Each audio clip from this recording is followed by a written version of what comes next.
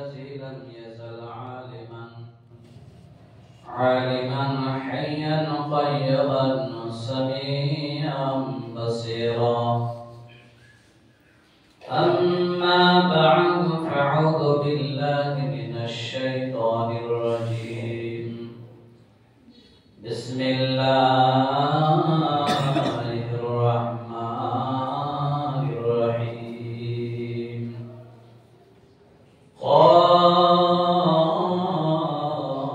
والقرآن المجيد بل عجبوا جاءهم منذر منهم فقال الكافرون هذا شيء عجيب أإذا متنا وكنا ترابا ذلك رجع بعيد قد علمنا ما تنقص الأرض منهم وعندنا كتاب حفيظ بل كذبوا بالحق لما جاءهم فهم في أمر مريض. بارك الله لكم في القرآن ورفعنا وإياكم بالآية الذكر الحكيم إنه تعالى جواد كريم.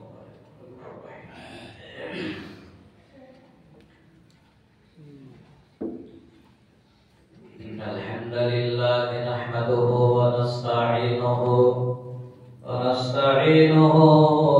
ونستغفره ونؤمن به ونتوكل عليه ونعوذ بالله من شرور أنفسنا ومن سيئات أعمالنا.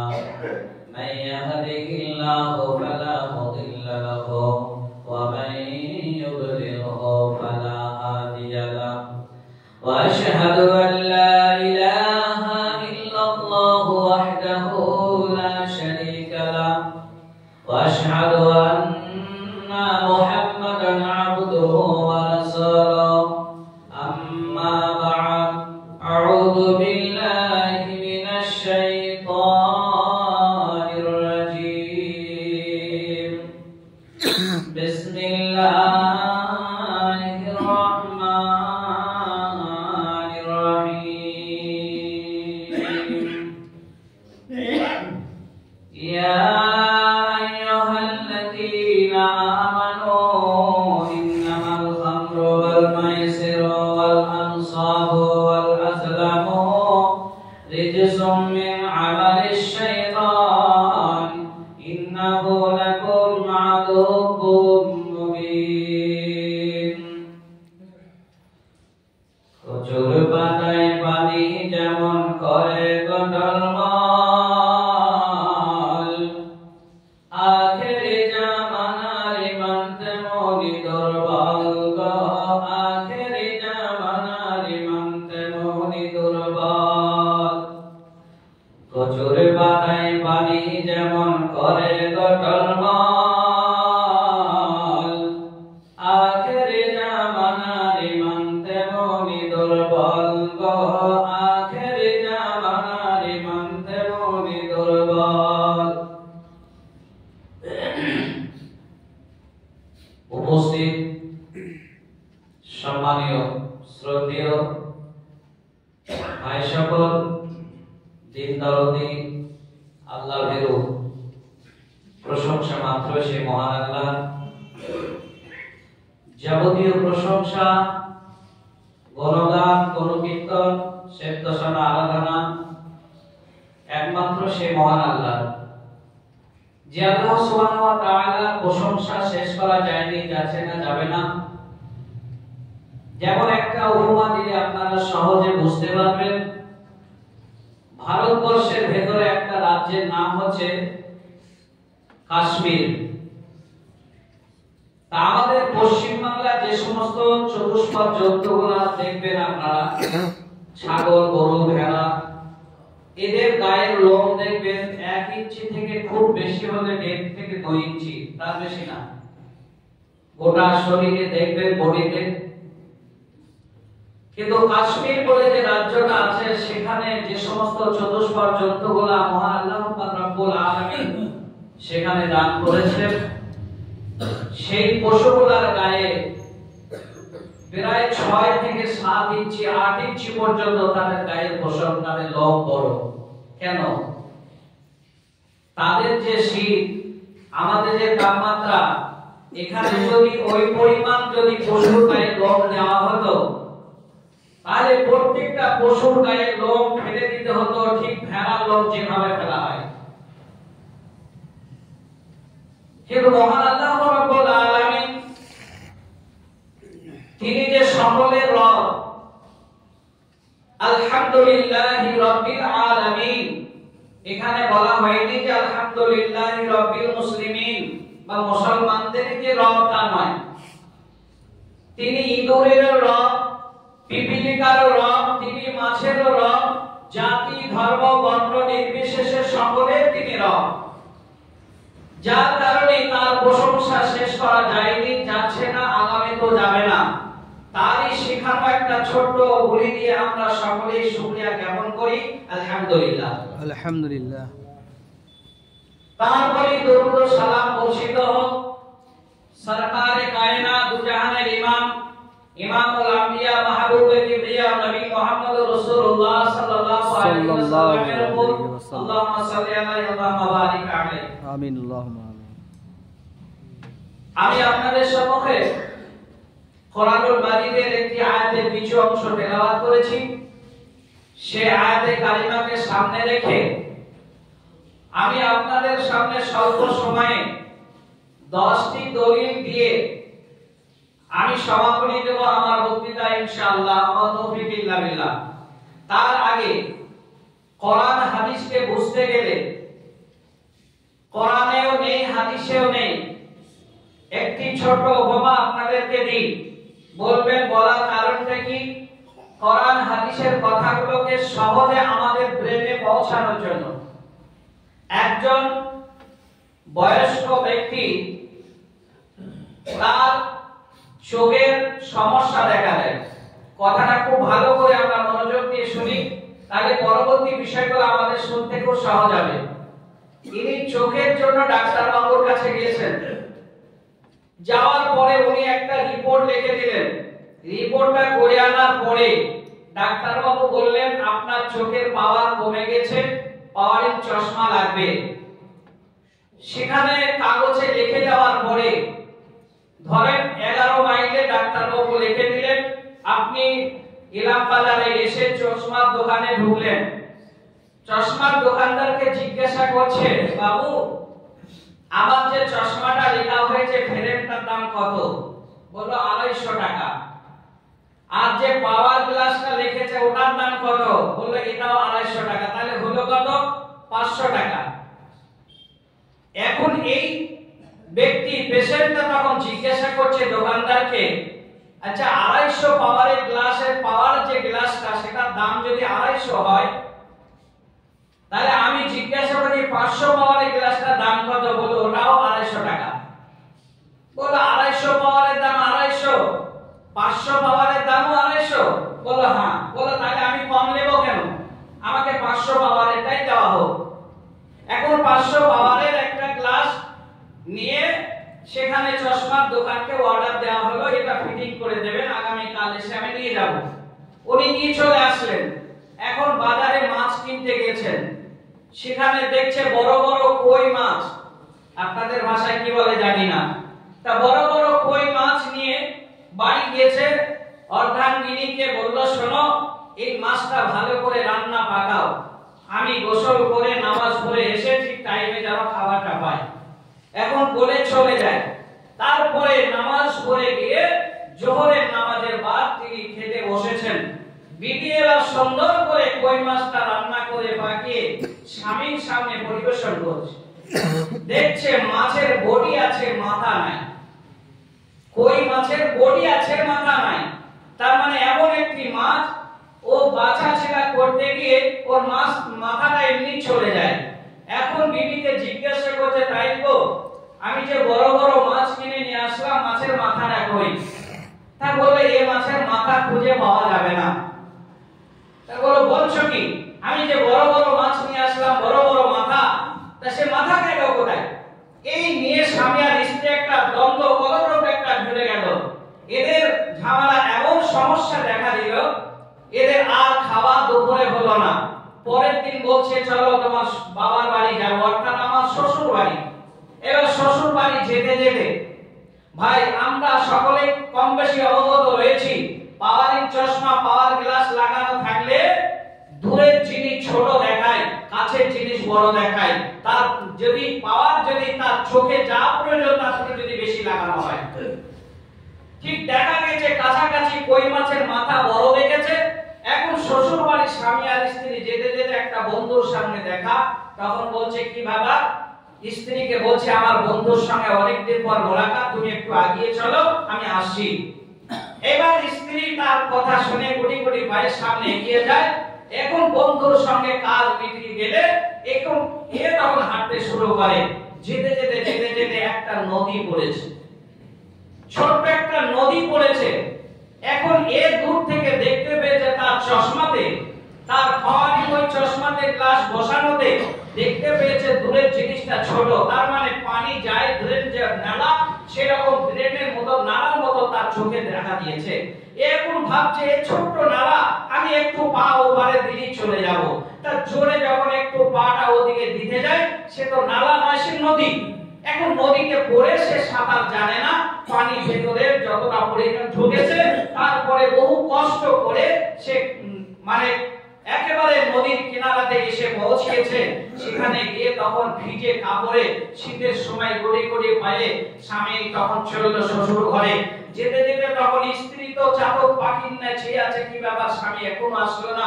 দূর থেকে দেখতে পেয়ে দেখছে যে ভিজে কাকের মতন তার অবস্থা। বলছে কি ব্যাপার তো তোমার এই হাল কেন?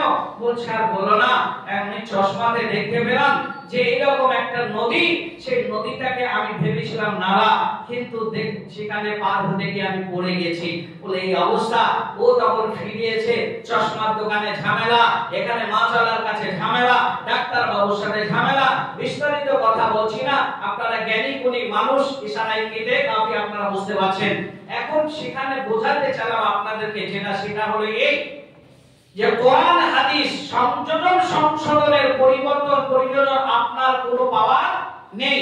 কোরআন বা হাদিস যেভাবে আছে আপনাকে সেভাবে শুনতে হবে, সেইভাবে মানতে হবে, তবে আপনি পরকালে সুখের আশা করতে পারেন, নচেত আপনি আশা করতে পারেন না। এখন আমি আপনাদেরকে 10টা দলিল দেব, এই 10টা দলিল আপনারা এক এক করে নিতে থাকুন। আমি আপনাদেরকে নেশাদ্রব্য এবং আপনাদেরকে মদ, গাঁজা, বিড়ি এসব আমি আপনাদের ছাড়াতে আসিনি। আমি শুধু আপনাদেরকে কুয়ানফুসিকুম আহলিকুম নারা, জাহান্নামের ওই প্রজ্বলিত আগুন থেকে আপনাদেরকে আমি বাঁচাতে এসেছি। কেননা আমি একটা দায়ী, আমার উপরে দায়িত্ব আছে। কেন আমার নাহসানু কাওলাম মিম্মান দাআ ইলাল্লাহি ওয়া আমিলা সালিহা ওয়া ক্বালা ইন্নানি মিনাল মুসলিমিন। এই একটা দায়িত্ব নিয়ে আমি আপনাদের সামনে এসেছি। সেই দায়িত্বটা আপনারা একটা একটা করে নিন। যেমন সর্বপ্রথমে কোরআনে চলে যাই, আল্লাহ রাব্বুল আলামিন বলছেন ইয়া আইয়ুহাল্লাযীনা আমানু ইন্নামাল খামরু ওয়াল মাইসিরু ওয়াল আনসাবু ওয়াল আযলামু রিজসুম মিন আমালিশ শাইতান। আল্লাহ রাব্বুল আলামিন এখানে ইয়া আইয়ুহান নাস বলেন নাই, এখানে বলেছেন কি, যদি নাস শব্দ ব্যবহার করতেন তাহলে এখানে মানে খ্রিস্টান, ইহুদি, নাসারা, ডোম, যত রকম জাতি আছে পৃথিবীতে সকলকে বলা হতো, কিন্তু না, এখানে কাদেরকে বললেন? ইয়া আইয়ুহাল্লাযীনা আমানু, যারা বিশ্বাস করেছো যে আমি আল্লাহ সবকিছু পারি, যারা বিশ্বাস করেছো আমি আল্লাহ সব পাওয়ার আমার কাছে আছে, আমি ধনীকে গরীব, গরীবকে ধনী, আমি নারীকে পুরুষ, পুরুষকে নারী, আমি মানে তোমাকে পৃথিবীটাকে সমতল করতে পারি, সেই পৃথিবীটাকে আমি নড়াচড়া করছিল ব্রেক দিয়ে আমি স্থির করতে পারি, এই যে শক্তি, এই যে নিয়ামত, সবকিছু আমি আল্লাহ। এটা মালিকানা ভেবে যারা মসজিদে এসেছো, মাদ্রাসায় ঢুকেছো, যারা কোরআন সামনে নিয়ে পথ চলতে শুরু করেছো, তাদেরকে আল্লাহ বলছেন ইয়া আইয়ুহাল্লাযীনা আমানু, হে ঈমানওয়ালা, হে বিশ্বাসী মানুষরা, তোমরা ভালো করে শুনে নাও, তোমরা পবিত্র হয়ে নাও, তোমরা পরিষ্কার হয়ে যাও। ইন্নামাল খামরু ওয়াল মাইসিরু ওয়াল আনসাবু ওয়াল আযলামু রিজসুম মিন আমালিশ শাইতান। আল্লাহ রাব্বুল আলামিন বললেন, হে ঈমানদার ব্যক্তিরা, এই যে জুয়া, এই যে মদ, এই যে নিশাদ্রব্য, এই যে লটারি, এই যে মানে যে সমস্ত কাজগুলো তোমরা পৃথিবীতে দেখছো নোংরামি, এগুলা হলো সব আমার আমালিশ শাইতান, এগুলা হলো শয়তানি আমল। এগুলা তোমাদেরকে বর্জন করতে হবে, এগুলা পরিহার করতে হবে। যদি তোমরা পরিহার করতে পারো তাহলে তোমাদের মুফলিহুন, তোমরা পরিত্রাণ কামিয়াব হতে পারবে, নচেত তোমরা কামিয়াব হতে পারবে না। এখন চলে যাই 2 নম্বরের আয়াতে, সেটা হলো এই বনি ইসরাইল করে দেখেন আল্লাহ রাব্বুল আলামিন কি বলেছেন। তার আগে আমি আপনাদের ভোটটা ধরিয়ে দিই, সেটা হলো যখন কোনো একটা মানুষকে বলা হয় তুই মদ কেন খাচ্ছিস, তুই বিড়ি জর্দা তামাক ইত্যাদি কেন খাচ্ছিস, এগুলা তো হারাম, বলো না। এক শ্রেণী আলেম নাকি বলে এগুলা মাকরুহ, আর মাকরুহ খেলে এগুলা গুনাহ নয়, ছেড়ে দিতে পারেন নাও ছাড়তে পারেন। আচ্ছা মাকরুহটা কোথায় থেকে এসেছে আমি আপনাদেরকে দলিল দিয়ে দিই। মাকরুহটা হলো সূরা বনি ইসরাইল বলে একটা সূরা আছে, ওই সূরায় আপনি চলে যান, কুল্লু যালিকা কানা সাইয়্যুহু ইনদা রাব্বিকা মাকরুহা। এখানে কত সুন্দর কথা বলেছেন মহান আল্লাহ, জানিয়ে দিয়েছেন মাকরুহটা কি। মাকরুহটা হলো যে মানুষ যেটা করে, হ্যাঁ, সব অপছন্দ, আল্লাহর কাছে যত অপছন্দনীয় কাজ আছে সেই অপছন্দনীয় কাজগুলোর নাম হলো আরবিতে বলা হয়েছে মাকরুহ, যেটা বাংলায় আপনি সহজে বলবেন ঘৃণিত। আপনার ভেতরে কপ আছে, আপনি জোরে কেশে কপটা যখন রাস্তায় ফেলে দিলেন, এখন সৃষ্টির সেরা মানুষকে আপনাকে মাকরুহ বোঝাচ্ছি। মাকরুহটা কি? এই কপটা আপনি যখন ফেলে দিলেন মাটিতে, রাস্তার উপরে ফেলে দিলেন, এখন যদি বলা হয় হাফেজ সাহেব, ও কারি সাহেব, মুফতি সাহেব, ওই কপটাকে আবার আপনি জিহিব বাকি আপনি তুলে ভেতরে ঢুকিয়ে নেন। একটা সৃষ্টির সেরা মানুষের কাছে ফেলা কপটা যেমন মানে অপছন্দনীয়, ঘৃণিত, ঠিক এই মাকরুহ শব্দের শাব্দিক অর্থ হলো এটা। কথাটা বুঝতে পেরেছি আশা করছি। এবার চলে আসি 3 নম্বরে। 3 নম্বর হলো এই যে মদ কোনো নির্ধারিত নির্দিষ্ট বস্তুর নাম নয়, যেটা আমরা তরল জাতীয় মানে এটি যে রেড ওয়াটার যেটা বলি আমরা, অর্থাৎ লাল পানি বাজারে যেটা কিনে খাই, মনে করি এটাই শুধু মদ। কিন্তু মদ কি শুধু ওটাই, বা নির্দিষ্ট ওইটার নামই কি মদ, সেটা আপনাদেরকে বোঝাতে চাচ্ছি আমি আমার ভাষায় বোঝাচ্ছি না। মহানবী মুহাম্মদ রাসূলুল্লাহ সাল্লাল্লাহু আলাইহি ওয়াসাল্লামের মুখ মিশ্রিত বাণী, তার কথা আমি আপনাদের সামনে অনুবাদক আমি আপনাদের সামনে দিতে এসেছি। সেটা দেখেন, আন ইবনে ওমর ক্বালা ক্বালা রাসূলুল্লাহ সাল্লাল্লাহু আলাইহি ওয়াসাল্লাম কুল্লু মুসকিরিন খামর। কথাটা বুঝলেন তো ভালো করে? যারা উলামা আছেন, আজকে যে 10টা দলিল আপনাদের দেব মাত্র 10 মিনিটের কথা, কিন্তু সমাজে মানুষকে বোঝাতে গেলে কমপক্ষে 4 ঘন্টা সময় লাগবে।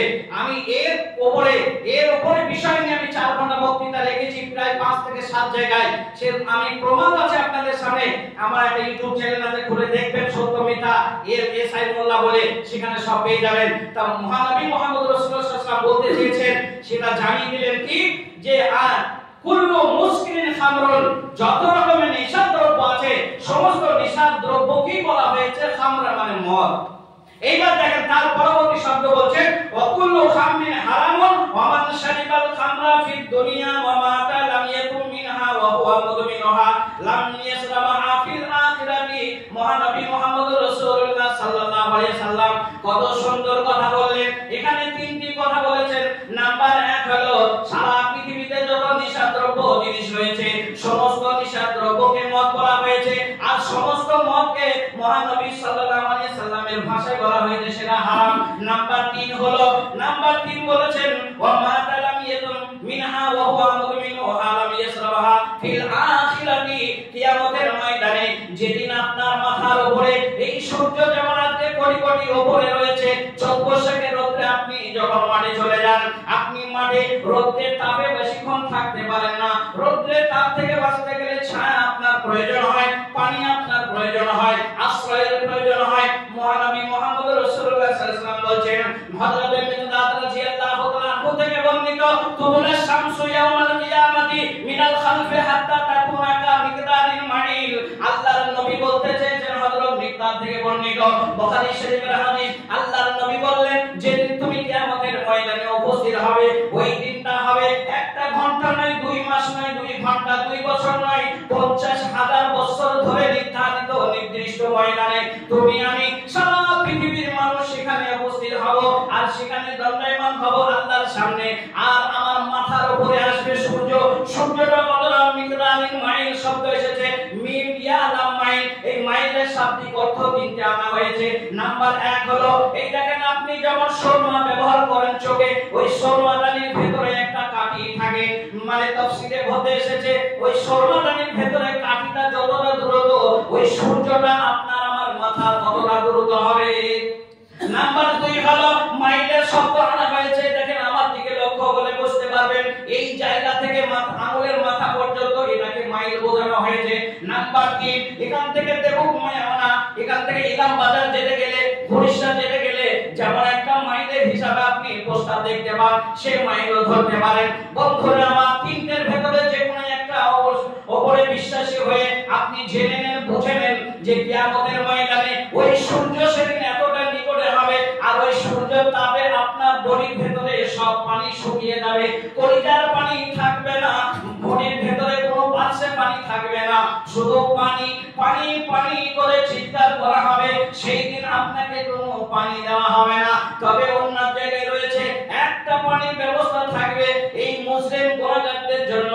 যেমন আপনার ভেতরে খাফনা হয় পুজ রক্ত, এই বদ রক্ত আর পুজে ফুটন্ত অবস্থায় আপনাকে দেওয়া হবে। তবে ওটা দিলে কি হবে আপনার ভেতরে ওই নিজে পিপাসা লেগেছে নিবারণ হবে না হবে না হবে না। তবে কি হবে ওই পিপাসা নিবারণের জন্য এক গ্লাস যখন আপনাকে দেওয়া হবে আপনি এক গ্লাস পান করে দেখবেন আপনার পেটের যত পাশ রয়েছে সমস্ত নাড়িগুলো আপনার পায়খানা রাস্তা দিয়ে নির্গত হয়ে যাবে। বন্ধুরে আমার আল্লাহর নবী জনাবে মুহাম্মদ রাসূলুল্লাহ সাল্লাল্লাহু আলাইহি সাল্লাম সেটা বোঝাতে চেয়েছেন, সারা পৃথিবীর মানুষকে জানিয়ে দিলেন যদি তোমরা এই নিশাদার দ্রব্য যদি ত্যাগ না করতে পারো, তাহলে তোমাদের মুখ যদি পবিত্র না করতে পারো, তাহলে ওই কিয়ামতের ময়দানে তোমাদেরকে ওই পানি থেকে বঞ্চিত করা হবে। ওই পানি সুস্বাদু সেদিন তোমরা পাবে না। এইবার চলে আসেন তারপরে হাদিস আপনাদেরকে দিই 4 নম্বর হাদিস। আনা আবি দারদা আন নবী সাল্লাল্লাহু আলাইহি সাল্লাম قال لا يدخل الجنة مدمن الخمر। মহানবী মুহাম্মদ রাসূলুল্লাহ সাল্লাল্লাহু আলাইহি ওয়াসাল্লাম বলেছেন ইবনে মাজাহ হাদিস নম্বর 3376 নম্বর হাদিস। আল্লাহর নবী বললেন যে ব্যক্তি নিশাদার দ্রব্য ত্যাগ করতে পারলো না সেই ব্যক্তির জন্য বলা হয়েছে লা ইয়াদখুলুল জান্নাতা, জান্নাত তার জন্য হারাম হয়ে গেল, জীবনে সে জান্নাতের বারান্দা পর্যন্ত পৌঁছাতে পারবে না। নাম্বার 5 আপনাদেরকে দিই আনা আব্দুল্লাহ ইবনে ওমর আনি নবী সাল্লাল্লাহু আলাইহি ওয়াসাল্লাম লা ইয়াদখুলুল জান্নাতা আকুন ওয়ালা কাম্মারুন ওয়ালা মান্নানুন ওয়ালা মুদমিনুল খামর। এখানে 4টি কথা বলেছেন। এই 4টি বদ অভ্যাস যদি আপনার ভেতরে থাকে তাহলে আপনার জন্য জান্নাত হারাম করে দেওয়া হলো। আপনি কোনোদিন জান্নাত পাবেন না, তাহাজ্জুদ করলেও পাবেন না, 7 বার হজ করলেও আপনি পাবেন না, কোটি কোটি টাকায় আপনি বিনিময়ে হলেও সেখানে জান্নাত পাবেন না। সেই 4টি বদ অভ্যাস কি? লা ইয়াদখুলুল জান্নাতা আকুল। নাম্বার 1 হলো ওই সন্তান যে পিতামাতার অবাধ্য চলে। বাবা বলে আযান হয়েছে নামাজটা যাও বাবা, ঠিক আছে যাচ্ছি, তাসটা খেলছি তো আর একটু পরে যাব। আর বাবা নামাজ পড়তে এখনো যাওনি? হ্যাঁ আব্বা যাচ্ছি আর একটু যাব। হ্যাঁ ঠিক আছে, একটু পরে খুঁজে দেখছে জয়দেব মেলা চলে গেছে। এই দেখেন বাপ মায়ের অবাধ্য সন্তান, এই বাপ মায়ের অবাধ্য সন্তান কখনোই সে জান্নাত যেতে পারে না। ওয়ালা কাম্মারুন। আর 2 নম্বর হলো যারা জুয়া লটারি এবং ভাগ্য পরীক্ষা করে। হাত দেখে না সমাজে দেখবেন বাজার ঘাটে অনেক থাকে হাত থেকে ভালো মন্দ দেখে, আমার ভাগ্যে কি আছে, আমি লটারি কাটছি, আমি পাবো কিনা, গাড়ি হবে কিনা, বাড়ি হবে কিনা, আমার হাতটা দেখে একটু বলে দেন।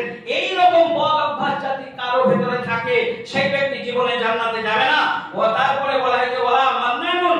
তারপরে বলা হয়েছে 3 নম্বর হলো খোটা দানকারী।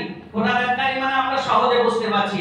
যেমন দেখা যাচ্ছে আমি হয়তো বর্ধমান থেকে এসেছি, আসার পরে দেখলাম এই মেম্বারটা খোদবা দিচ্ছি দাঁড়িয়ে, মেম্বারের খোদবার শেষে আমি জিজ্ঞাসা করলাম ইমাম সাহেবকে মেম্বারটা কিভাবে সেখানে কে দিয়েছে, তখন দরজার বাইরে মোড়ল শুনে ফেলেছে যে মেম্বারটা তো আমি দিয়েছি, তাহলে মোড়ল সাহেব তো জানে না, ওই ইমাম সাহেব কিভাবে বোঝাতে জানে না, উনি ছুটে এসে বলছে আসসালামু আলাইকুম বর্ধমানী সাহেব, ওই মেম্বারটা আমি দিয়েছি।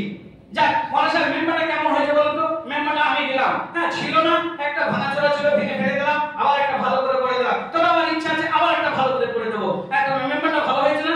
আবার চলে যাচ্ছে মোড়ল সাহেব মেম্বারটা আমি দিলাম গো, ওই দেখেন সামনে ফ্যানটা আমি দিয়েছি। এই যে দেওয়ার পরে বারবার রিপিট করা, এই যে খোটা দানকারী, একটা মেহমানকে মেহমানদারি করানোর পরে কেমন খাওয়ালাম বলেন তো?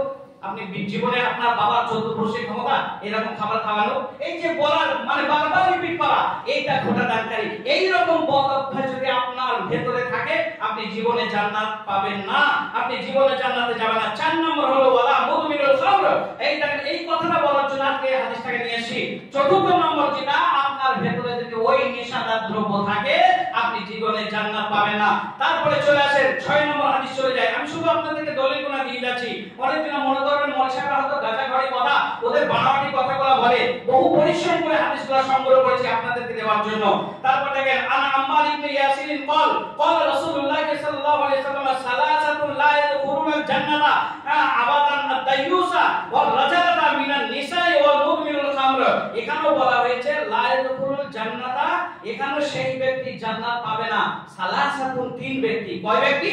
তিন ব্যক্তির জন্য জান্নাত হারাম, জান্নাত যাবে না, জান্নাতের ঘ্রাণ পর্যন্ত সে পাবে না। সেই তিন ব্যক্তিকে, সেই তিন ব্যক্তি শুনলেন।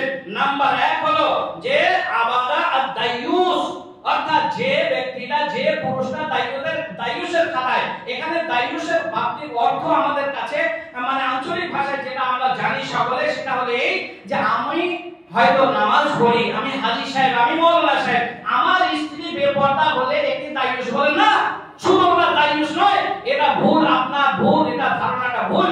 একটা সহজে বুঝে নেন, যখন যে ছেলে মেয়ে আপনার অধীনে আছে, খুব সহজে বুঝে নেন, যে ছেলে মেয়ে আপনার অধীনে আছে এখনো পর্যন্ত বিবাহ দেননি, জন্ম থেকে বিবাহর পূর্বে পর্যন্ত এই ছেলে মেয়ে বিবি বাল বাচ্চা এক কথায় আপনার নির্দেশে চলে, আপনার ইশারা ইঙ্গিতে চলে। এরা যদি কোনো বেহায়াপনা কাজ করে তাহলে তাকেই দায়ুস বলা হয়েছে। আমার ছেলে নামাজ বাদ দিয়ে সিনেমায় যায়, আমার ছেলে নামাজ বাদ দিয়ে এসে মানে মদের আসরে বসে থাকে, এটাও দায়ুসের খাতায় পড়বেন। আপনার মেয়েকে কোন পোশাকটা পরিধান করে স্কুলে পাঠাতে হবে এটা যদি মূল্যায়ন না করতে পারেন, এটাও দায়ুস বলা হয়েছে। আপনার স্ত্রী বেহায়াপনার সুযোগ নেবে, এটাও দায়ুস বলা হয়েছে। সুতরাং এই রকম দায়ুসের খাতায় যদি আপনার নাম থাকে, মানে আপনার নেতৃত্বে চলছে যে ফ্যামিলিটা, সেই ফ্যামিলিতে যদি বেহায়াপনা কোনো কাজ যদি কেউ করে তাহলে আপনি দায়ুস। সুতরাং এই দায়ুস যেটা বলেছে লা ইয়াদখুলুল জান্নাতা, সে জান্নাতে যাবে না। নাম্বার 2 ওয়াল রাজালাতু মিনান নিসায়ে, ওই মহিলা যে পুরুষের বেশ ধারণ করে। কোন মহিলা? তার মানে এমন টাইট স্যুট বুট পরে চলে যাচ্ছে স্কুলে, আত্মীয় স্বজন, খালার বাড়ি, গোবর বাড়ি, মানে একবার দেখে দ্বিতীয়বার আর চোখ দেওয়া যায় না।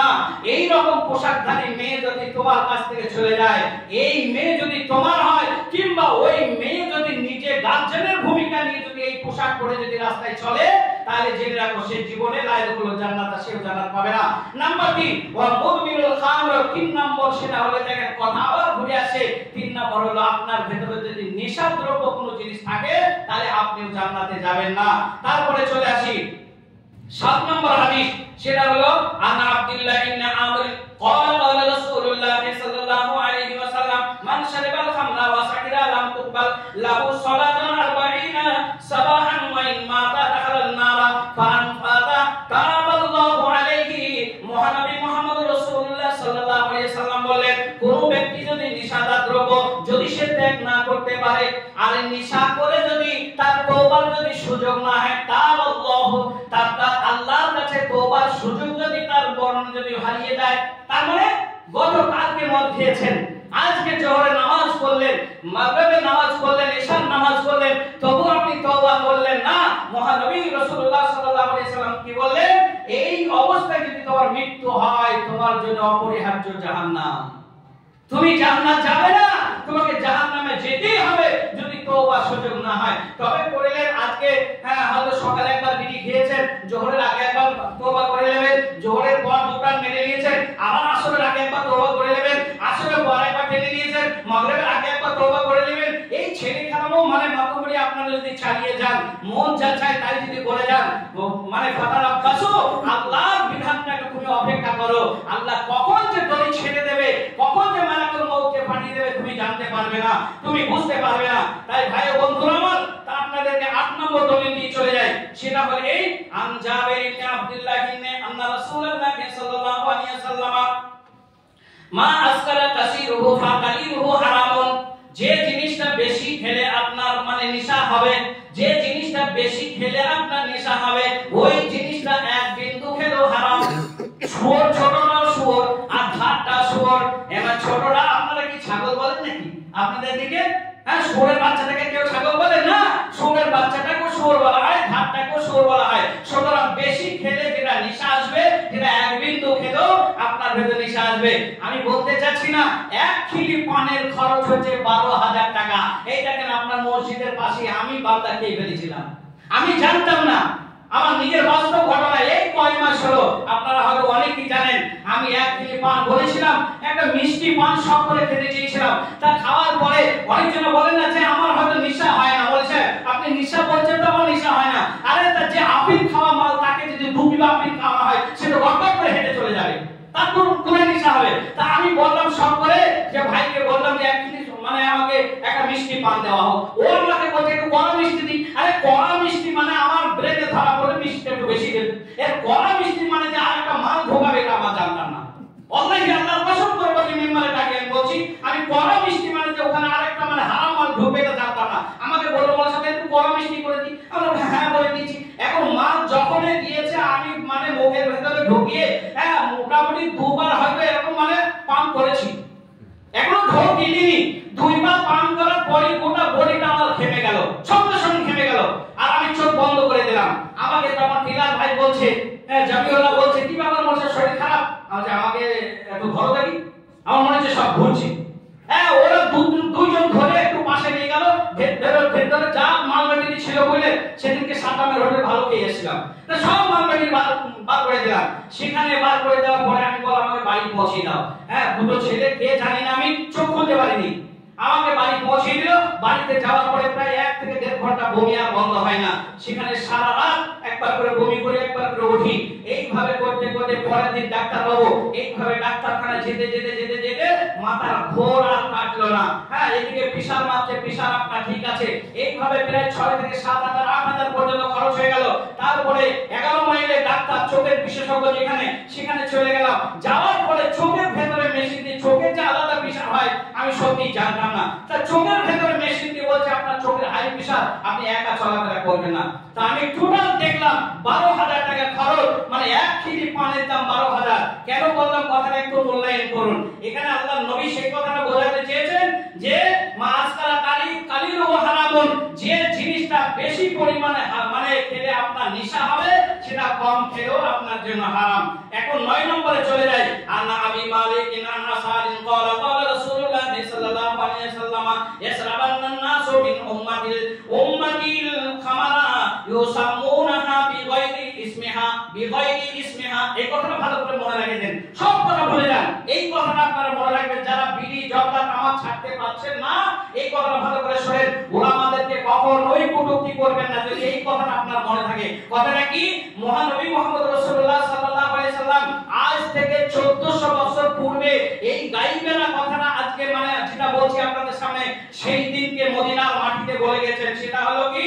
বিগাইরি ইসমিহা, আমার উম্মতির ভেতরে কিছু নিশা দ্রব্য তারা পান করবে। আর সেটা করবে কি? বিগাইরি ইসমিহা, সেটার নাম তারা নিজে নিজে তৈরি করবে। আপনারা জানেন ডে নাইট আটা থেকে একটা নেশা হয়। প্রসেসটা বললে হয়তো কাল থেকে শুরু করে দেবেন, আমি বলবো না, বললে হয়তো পাপী হয়ে যাব। তবে এতটুকু ইঙ্গিত দিয়ে যাচ্ছি, ডে নাইট আটা অনেক জোড়া বলে মৌলভী সাহেব বিড়ি কোথায় লেখা আছে হাদিসে দেখাতে দেয়নি। তা আমার বাবার ক্ষমতা নাই, বিড়ি তো দূরের কথা, ডে নাইট আটা কোথায় লেখা আছে আমি তো দেখাতে পারবো না হাদিসে। কিন্তু হাদিস সঠিক টোটাল আপনাকে বুঝিয়ে দিই।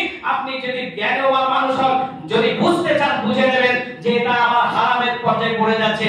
আর ডাইরেক্ট যদি বলেন আমি মানবো না, তা মানাবে কি করে? তাহলে বিড়িটাই কোন হাদিসে আমাকে দেখাতে হবে তবে মানবো, জর্দাটাই আমাকে হাদিসে দেখাতে হবে তবে আমি মানবো। একটা ওলামার বাবার ক্ষমতা নাই ডে নাইট আটা কোথায় হারাম লেখা আছে বার করে দিই। আর ডে নাইট আটা যে ছেলে একবার খাবে কমপক্ষে 13 ঘন্টা তার মানে হুঁশ থাকবে না। ডে নাইট আটা থেকে যে নেশাটা তৈরি করছে নদিয়ার মাটিতে আমি নিজে সচক্ষে দেখে এসেছিলাম। 10 থেকে মানে 14 বছরের ছেলেরা মানে অনেক দল, আপনি বিড়ি খাচ্ছেন কয় টাকা খরচ হয়, এই ডে নাইট আটা থেকে তারা ওই নেশাটা তৈরি করছে। তাহলে সেই নেশাকে তারা 13 ঘন্টা যে বেহুশ হয়ে পড়ে থাকছে, তাহলে এখন যদি তার ফ্যামিলি এসে যদি বলে মনে আছে আপনারা হারাম হারাম করছেন, হারাম কোথায় আছে দেখিয়ে দেন, আমি দেখাতে পারবো না ভাই। তাহলে আপনাদেরকে 10 নম্বর হাদিসটা বলে চলে যাই। সেটা হলো এই, তবে 10 নম্বর হাদিসটা অনেকটা লম্বা আর বলছি না, তবে একটা উদাহরণ আপনাদেরকে দিয়ে আমি খুতবা থেকে নেমে যাচ্ছি। সেটা হলো এই, এখানে যে চায়ের দোকানে আছে আমি নামগুলো জানি না, ধরে নেন আজাদ ভাইয়ের বাড়ি, আজাদ ভাইয়ের দোকানে চা আছে, বিক্রি হচ্ছে। খুব ভালো করে বলেন টোটাল হাদিসটার সারমর্ম এই গল্পটা পেয়ে যাবেন। এখন দেখা যাচ্ছে সেখানে আজাদ ভাইয়ের দোকানে খুব বেশি হলে 5 থেকে 6টা লোক চা খায়। একটা বিয়ের গাড়ি দাঁড়িয়েছে ওখানে, প্রায় 150টা যাত্রী আছে, সবাই বলছে আমরা চা খাবো। কোথায় পাওয়া যাবে? বলে আজাদের দোকানে পাওয়া যাবে। আজাদ ভাই তো ফুলে এবং তারপরে মান লম্বা হয়ে গেছে, সুবহানাল্লাহ, 150টা লোক আমার দোকানে চা খাবে, ঠিক আছে। আর সেই সময় তার প্রস্রাব এত বেগ এসেছে যে প্রস্রাব না ফেললে সে আর বসে থাকতে পারছে না। তাই এখন তো আর অত মানে গ্লাসের কারবার নেই, এখন হয়তো ইউটার থ্রু যে গ্লাসগুলো বেরিয়েছে একবার ফেলে ফেলে দেবেন। এমন সময় আজ থেকে বেশি নয় 12 বছর আগে চলে যান, পিছিয়ে চলে যান, দেখেন সেখানে কাঁচের গ্লাসে প্রত্যেকটা দোকানে চায়ের দোকানে কাঁচের গ্লাস ব্যবহার হতো। তা সেই গ্লাসে দেখা যাচ্ছে আজাদ ভাই করলো কি, ওই গ্লাসে প্রস্রাব ফিরে প্রস্রাবটা করলেন কি ওই বোমটির পেছন দিয়ে ফেলে গরম পানি দিয়ে ধুয়ে দিল। আচ্ছা সেই প্রস্রাবটা যে ফিরে প্রস্রাবটা যে ওই কাপে ফেরার পরে কাপ থেকে প্রস্রাবটা ফেলে দিয়ে ভালো করে গরম পানি দিয়ে ধুয়ে, হ্যাঁ, খাঁটি দুধের চা যদি আমার মতো লোককে দেয়, আমি কি খাবো? আমি কি খাবো সেই গ্লাসের মানে চাটা? কথাটা কেন বলছে বললেন করবেন আপনারা, আমি গল্পের উদ্দেশ্য বলছি না। তার মানে আমি সবচক্ষে দেখেছি আজাদ ভাই ওই গ্লাসটা দিয়ে প্রস্রাব ফিরেছে, যে গ্লাসটা আমাকে চা দিল। সুতরাং আমাকে যত দুধের চা দিক না কেন, মহিষের দিক আর যে কোনো গরুর দিক না কেন, আমার রুচিকর হবে না, সেটা অরুচিকর। আমি আপনাকে বোঝাতে চাইলাম, যদি একটা মানুষের কাছে যদি সামান্য একটা গ্লাসের চা যদি অরুচিকর হয়, যে মুখে আপনি বিড়ি টানছেন, যে মুখে জর্দা ভরছেন, যে মুখে ঝগড়া করে মানে মদ পান করছেন, সেই মুখে কি করে বলবেন আলহামদুলিল্লাহি রাব্বিল আলামিন? আল্লাহ শুনবে? এই যে মুখ নামে গ্লাসটায় আপনি কিছুক্ষণ প্রস্রাব ফিরে দিলেন, নামে এই যে নিশা দ্রব্য ভরে দিলেন, এখন বলবেন মাওলানা সাহেব আমি বিড়ি খেতে খেতে তো মসজিদে ঢুকি না, আমি বিরাজ করে ভালো করে মেজে মারনা তবে যে মসজিদে ঢুকি, হয়তো বলবেন আপনি। কিন্তু যত বাঁচবেন না কেন, ওই যে গরম পানিতে গ্লাসটা ধুয়ে যেমন রুচি হয় না, তেমন আপনার এই মুখটা অপবিত্র থাকলে আল্লাহর কাছেও পছন্দ নয়, আল্লাহ আপনার কথা নেবে না। যা হায়াত বাকি তো আলোচনা বাকি, আপনাদের কিছু হয়তো সময় চুরি করে নিলাম আজকে। হ্যাঁ, আমি আপনাদের মেহমান, যার কারণে ক্ষমা চোখে দেখবেন ভাইয়ের মতন। আমি আপনাদেরকে যেভাবে ভালোবাসি আপনারা আমাকে ভালোবাসেন, যার কারণে একবার এসেছিলাম আবার দ্বিতীয়বার এসেছি। তো আজকে একটা উদ্দেশ্য নিয়ে এসেছি, পরে বলবো। আল্লাহ আপনাদের সকলকে যেন হিদায়াত নসিব করুন। একবার আমিন বলেন। আমি দোয়া করছি, এই দোয়াটা খুব মূল্যবান দোয়া। আল্লাহ যেন সকলকে সুমতি দান করুন। আল্লাহ যারা অসুস্থ আছে সুস্থতা দান করো। আল্লাহ যারা বাড়িতে অসুস্থ আছে ছোট বড় নারী পুরুষ সকলকে তুমি সুস্থতা দান করো। আল্লাহ তাদেরকে শিফা দাও। আল্লাহ যারা ব্যবসা বাণিজ্যে লিপ্ত আছে তাদের হালাল পর্যায়ে ব্যবসা করার মতো সুমতি দান করো, এবং তাদের ব্যবসাকে আল্লাহ বারাকাল্লাহ, দোয়াটা আমার সাথে বলেন একবার, বারাকাল্লাহ ফি আহলিকা ওয়া মালিক, বারাকাল্লাহ ফি আহলিকা ওয়া মালিক, বারাকাল্লাহ ফি আহলিকা ওয়া মালিক। রব্বানা তাকাব্বাল মিন্না ইন্নাকা আনতাস সামিউল আলিম ওয়া তুব আলাইনা ইন্নাকা আনতাত তাওয়াবুর রহিম। সুবহানা রাব্বিকা রাব্বিল ইজ্জাতি আম্মা ইয়াসিফুন ওয়া সালামুন আলাল মুরসালিন ওয়া আখিরু দাওয়ানা আলহামদুলিল্লাহি রাব্বিল আলামিন।